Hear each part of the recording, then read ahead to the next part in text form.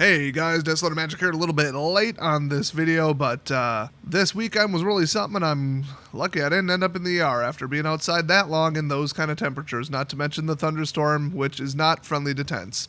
Do not hold your event in a tent just because the other venue canceled. My god. Even catering left, and we weren't allowed to. But anyway, Starfall Invocation is the first spoiler. Let's just jump into that. It's a 5-cost double white sorcery. Gift a card. You know what it does at this point. Destroy all creatures if the gift was promised. Return a creature card put into your graveyard this way to the battlefield under your control. Okay, so it's just this cheese stands alone with more steps. Don't underestimate that trade-off. It's like swords to plowshares, dude. You can't just give people that much of an advantage and hope it won't come back to bite you unless you're going to win real quick. Next up, very neat card here. Huskburster Swarm. It's an 8-cost, but not really. Black Elemental Insect, uncommon 6/6, and it costs 1 generic less to cast for each creature you own in exile and in your graveyard, Menace Death Touch. So they're within reason isn't really a way to reduce the cost reduction. So if somebody has this, the longer in the game it goes, the cheaper it is. But the longer in the game it goes, the more access to mana they should have. So kind of weird, but I mean, Menace Death Touch 6/6, that's huge. That is just absurd. Like, in this set, I should say. Next up, Tordo Befardo, also known as Mockingbird. So it's a rare 1/1, blue plus X. Hello, Flying Bird Bard. Flying Bird's already the best tribal in the set by far. You may have Mockingbird enter as a copy of... Oh, geez, I should have seen that coming, given the name. A copy of any creature on the battlefield with mana value equal to or less than the mana spent to cast Mockingbird, except it's a bird in addition to its other types and has flying. Oh my god, this thing is powerful. This isn't quite on par with what is, I would dare say, probably my favorite card of all time. I always say top 10. It's probably up to about 20 at this point. But 2016 Shadows over Innistrad Altered Ego. Okay? It can't be countered.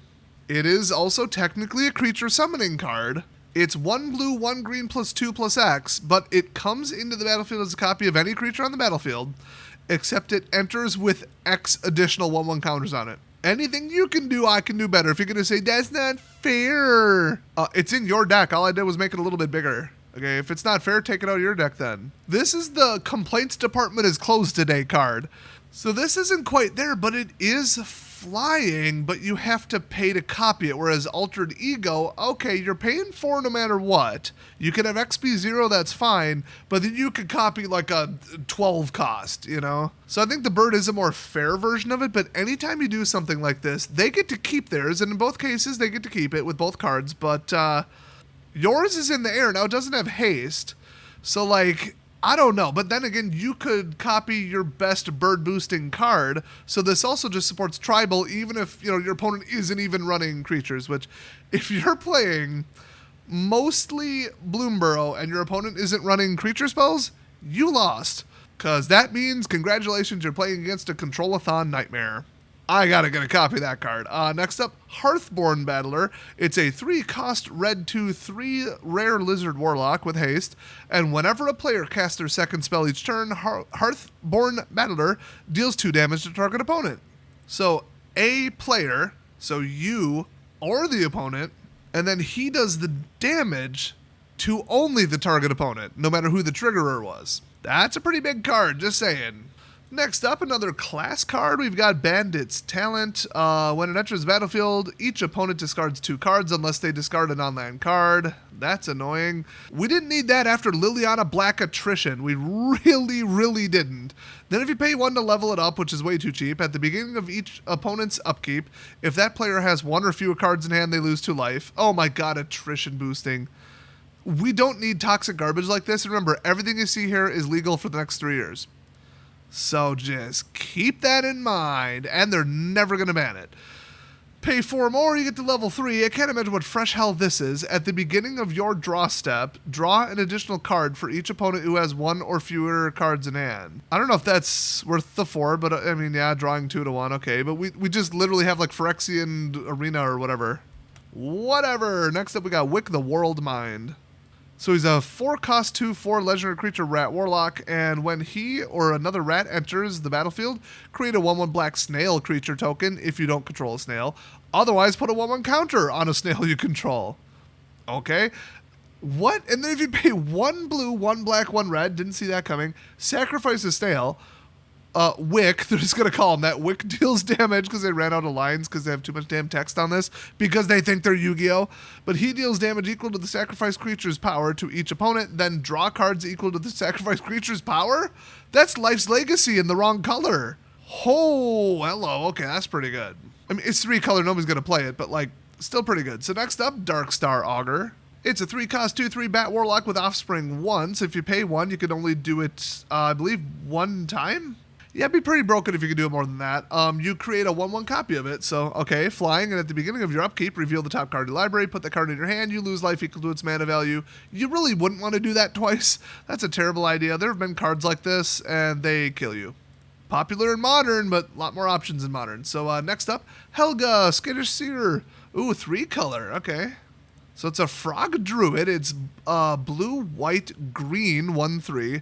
And whenever you cast a creature spell with mana value 4 or greater, which is hard to do in this set, you draw a card, gain 1 life, and put a 1/1 counter on Helga. Then if you tap her, add X mana of any 1 color, where X is her power. Spend this mana only to cast creature spells with mana value 4 or greater, or creature spells with X in their mana costs. Kind of spicy. I mean, it seems powerful in the context of this set, but it's a little specific. Oh, next up, we got the last season card. Here we go. Rumor has it that if you collect all 5 and combine them like Exodia, you can combine them into 1 container of Lowry's seasoning salt. I have not confirmed that with WOTC. When I called them, they said, F you stupid go. And if you know the history of my channel, that's about what I expected, but I thought I at least have to reach out to them. That's a joke, by the way, but it's realistic. It's an estimation on my part. It's an opinion on what would happen. Anyway, this delightful 6-cost green card, double green, is choose up to 5 paw prints worth of modes. Okay, we know how it works. It's 1, 2, 3. 1 is put a 1/1 counter on a creature you control, gains vigilance and trample until end of turn. Okay, so it keeps the counters, but then vigilance and trample. You can win the game with that. You can make it just big enough to be annoying, and it'll require a double block, and then ambush them on top of that, maybe. Probably not after you burn 6 mana, but you never know. 2 paw prints. Choose an artifact or enchantment. Destroy all permanents of the chosen type. Like, in play at all. Holy crap, and then you got 3 more to play with? Jeez. So 3, draw cards equal to the greatest power among creatures you control. Okay, this is the new most powerful one. I don't quite remember what the blue one does. That was the next winner, but whoa, this blows it away. This is like a partial selective mass naturalized board wipe where you can also make a creature 3 bigger, but you can also draw like a quarter of your deck. I am actually going to check. I'm going to see if this is a pre-order price. I have to know. This is a $20 card. Darn good guess. $18 they got it at. One of the few that I think, in my opinion, will go up. I mean, you name a charm or a command spell this good, let alone mono green. Come on. But this is sorcery speed. So is your mom. Shut up. It's powerful. Also like your mom. Hey, speaking of your mom, Gossip's Talent, another class. It's a 2-cost blue. Whenever a creature you control enters the battlefield, surveil 1, nice. Level up to 2. Whenever you attack, target attacking creature with power 3 or less can't be blocked this turn. Okay, but just 1. And then you are targeting the creature, though. That's a recurring target. Don't forget that, because they have like pseudo-heroic in this. Then if you pay 4 more, whenever a creature you control deals combat damage to a player, you may exile it, then return it to the battlefield under its owner's control. Not sure you'd really always want that to happen if it successfully got through. And that, well, I mean, it would untap it. You get ETB. It's kind of like Vigilance Plus, which obviously you have to call Mega Vigilance. Yeah, this is solid. I mean, a lot of these are dirt cheap, too. I mean, you got to level them up, but like you can kind of start, and then they get better over time if you need them. So you have options on how to spend your mana, especially if you're top decking nothing. So that's really nice. They did a couple like anti-top decking things where you could, at least in like a last-ditch effort, pay for them. Like a delayed pay more, get more, and they were very, very well received and very fair and balanced. That was a good long while ago, though. Next up, we got Wishing Well. You guys know that my wish is that this set instead had like them versus aliens. And then they're all like in decked out like military gear. Like, you ever seen a squirrel with nods? I mean, come on. They probably don't need them, actually, but still.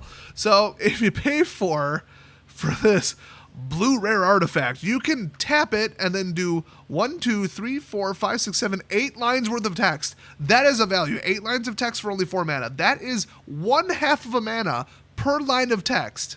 Like, come on. This isn't even the German version of the card. A notoriously verbose language. So put a coin counter on Wishing Well. When you do, you may cast target instant or sorcery card with mana value equal to the number of coin counters on Wishing Well from your graveyard without paying its mana cost. If that spell would be put into your graveyard, exile it instead. Activate only as a sorcery. Okay, so a slightly more fair and balanced, debatably, version of As Foretold, which was one of the fairest free casting cards ever. So it has to already be in your graveyard somehow. Not impossible to do. You know, go blue-black, let's go. But after that, still mana cost restricted. So you can put a coin counter and just do nothing. It says you may. So there you go. That's kind of neat. I mean, I don't think Standard Constructed has any room for cards this week in the set. I'll just say it. The last 2 years are too powerful. So that's a shame. So we're going to focus entirely on draft because this is 100% dead on arrival. They would have rotated properly, we'd be looking at like 4 or 5 sets legal. That would be a different story. And I think it's another rare that would dominate pretty hard, potentially, in draft. Maybe sealed. Next up, we got Whiskervale Forerunner. It's a 4-cost white 3/4 Mouse Bard, and it has Valiant. Oh my gosh, the value on this. 1, 2, 3, 4, 5, 6, 7, 8, 9, 10 lines of text. And all you have to do is target it with a spell. That is a definition of value in Magic the Gathering. So, whenever Whiskervale Forerunner becomes a target of a spell or ability you control the first time, look at the top 5 cards in your library. You may reveal a creature or card with mana value 3 or less from among them. You may put it on the battlefield if it's your turn. You may put it on the battlefield if it's your turn, period. If you don't put it onto the battlefield, put it in your hand. Put the rest on the bottom of your library in a random order. I free cast a stupid mouse. There you go. It's a lot shorter. Is this good? I don't know. I think most tribal is trash, and if you're running white, why aren't you running birds? But sure. Next up, we got an instant card, Long River's Pull. So it's double blue, uncommon, gift a card, counter target creature spell. If the gift was promised, instead counter target spell. Okay. I think we actually saw this. It was either leaked or it was spoiled. So not going to dwell on it too much, but it's neat. Next up, what is this artwork? Holy crap. Anyway, Overprotect. Is that a half frog, half turtle wearing Venus flytraps as brass knuckles? Now I've seen it all. Somebody got a hold of the wrong mushrooms out in Seattle. So it's a 2-cost, instant and green. You can imagine what it does. I could literally block the bottom and say take a guess, and you'd be like, oh, there's a giant growth. Oh, look at that. 3/3. +3/+3, gains trample and hexproof and indestructible till end of turn for 2 because that's where we're at from a power level. Awesome. Next up, 3-Tree Scribe. It's a 2-cost 2/3 frog druid. Whenever 3-Tree Scribe or another battlefield. Yeah, sure. I'm tired. Another creature you control leaves the battlefield without dying. Put a 1/1 counter on target creature you control. Yes, we get it. Frogs hop. I just don't think this is going to work. It's too slow and too expensive. And they're all about put a counter, put a counter. Okay, well then you don't want to flicker anything with a counter. So like, and half these cards don't even flicker. They leave the battlefield back to your hand. This is so stupid. Yeah, Frog Tribal, pretty weak. Next up, for the common good. It's 1 green plus XX. Ooh, so if you want X to be 3, you have to pay 6. That's how that works, 3 each. Because the value has to be equal because it's the same variable. It's like algebra rules. So rare sorcery, create X tokens that are copies of target token you control. It's a bit of a stretch for green. I mean, I'm trying to think what colors was propagate, but usually white or blue would be doing something like this, but they did limit it to tokens. Okay. Then tokens you control gain indestructible till your next turn. You gain 1 life for each token you control. Okay. Just another swarm card, Rabbit Swarm. I mean, we know that's what they do. Next up, Harvest Right Host.